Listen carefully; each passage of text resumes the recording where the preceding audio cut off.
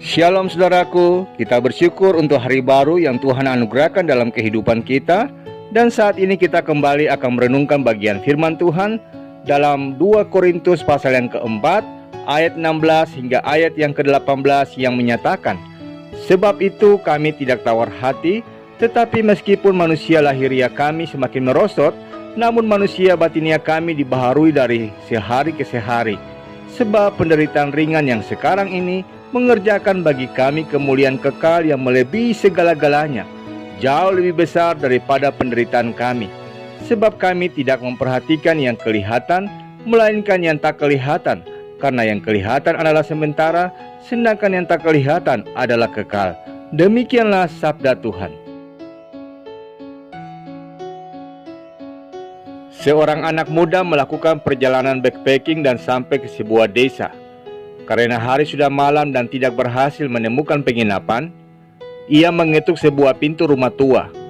Ternyata rumah itu dihuni seorang bapak yang sangat pelit dan kasar.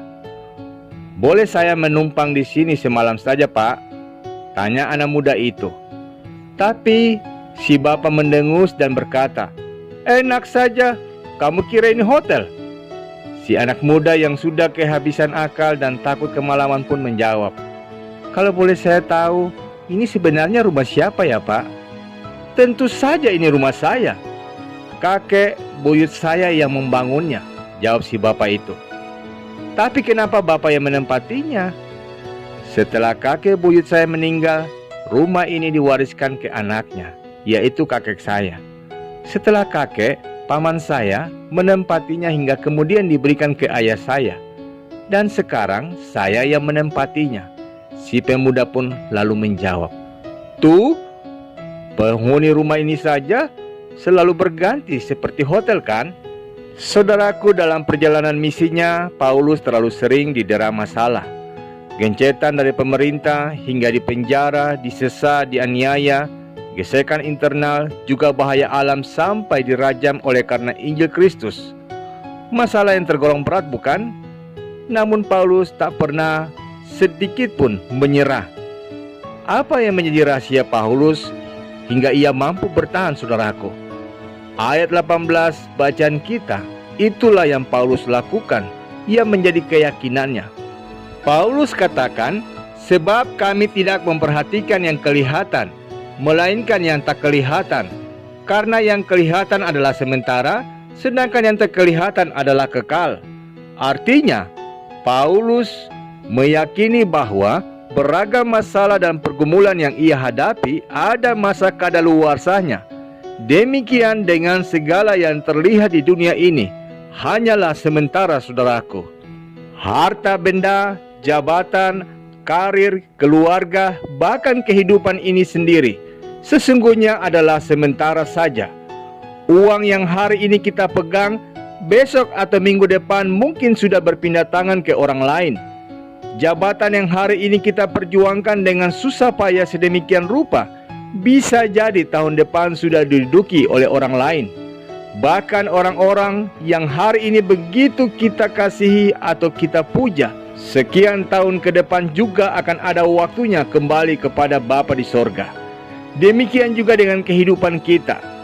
Tentu saja, ini bukan berarti kita lantas boleh hidup sembarangan atau dengan sia-sia, tidak punya semangat meraih kemajuan, tidak mau kreatif menambah penghasilan, apalagi tidak mau mengasihi sesama dan lain sebagainya. Tidak sama sekali, saudaraku. Renungan hari ini justru berbicara tentang bagaimana kita harus memaknai dan memanfaatkan segala yang fana itu untuk tujuan yang kekal. Sama seperti ilustrasi tadi, jika kita sadar bahwa harta hanya fana, sudahkah kita berbagi untuk membantu orang lain?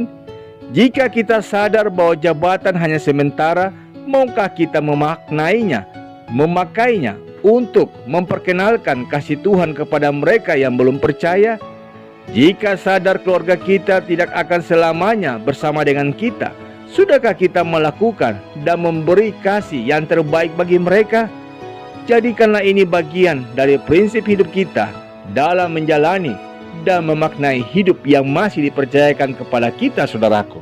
Dengan kata lain, yang fana harusnya bisa dipakai untuk sesuatu yang bernilai kekal, bukan sebaliknya, saudaraku.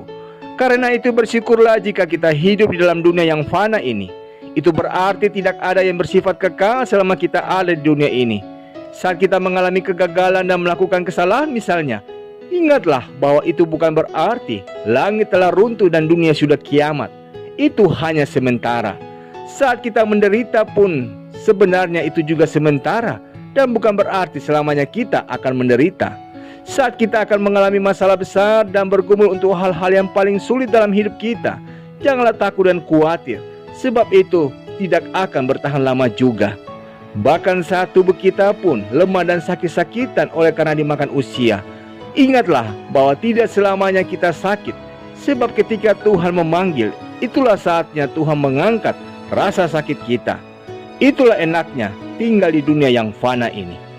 Meskipun demikian, tinggal di dunia yang fana juga memunculkan kesadaran untuk mengambil sikap yang baik dan bijak. Tidak mengumpulkan harta fana yang bisa dicuri, yang bisa rusak oleh karena ngengat dan karat. Sebaliknya kita harus mengumpulkan harta yang bernilai kekal. Tinggal di dunia yang fana menyadarkan kita untuk tidak fokus dengan perkara-perkara duniawi di bumi ini. Sebab ada waktunya, nanti kemah kediaman kita di bumi ini akan dibongkar. Jika kemah kediaman kita di bumi dibongkar, apakah sudah tersedia tempat kediaman kekal bagi kita di sorga? Saudaraku, tinggal di dunia yang fana menyadarkan kita akan prioritas hidup yang sebenarnya. Bekerja merupakan keharusan, mengumpulkan uang yang banyak, meraih kedudukan yang tinggi, dan menikmati kehidupan selama kita tinggal di dunia tentu hal yang wajar. Namun di atas semuanya itu, kita tidak boleh lupa bahwa semuanya itu akan kita tinggalkan. Kekayaan, kekuasaan, kejayaan, kepopuleran, dan kemuliaan yang kita raih dengan susah payah selama kita tinggal di dunia akan kita tinggalkan. Masalahnya, saudaraku, apakah kita sudah mempersiapkan untuk kehidupan kekal selepas kita dari dunia ini? Selagi masih ada kesempatan, baiklah kita melakukan sesuatu yang bernilai kekal. Ingatlah bahwa kita tinggal di dunia yang fana, jadi jangan terlambat melakukannya. Mengapa? Karena tinggal di dunia yang fana ini mestinya menyadarkan kita akan prioritas hidup yang sebenarnya. Amin. Saudaraku, mari kita sehati dalam doa. Terima kasih untuk hari baru pemberian-Mu ya Bapa, dan untuk sabda-Mu yang mengingatkan kami dalam memaknai kehidupan yang masih dipercayakan kepada kami dengan memanfaatkan segala yang fana untuk sebuah kekekalan hidup. Mampukanlah kami dengan anugerah hikmat-Mu untuk dapat memaknai hidup kami dengan bijak, sehingga lisan dan laku kami boleh menjadi buah kehidupan yang kekal demi kemuliaan nama-Mu. Demi Kristus Yesus kami berdoa. Amin.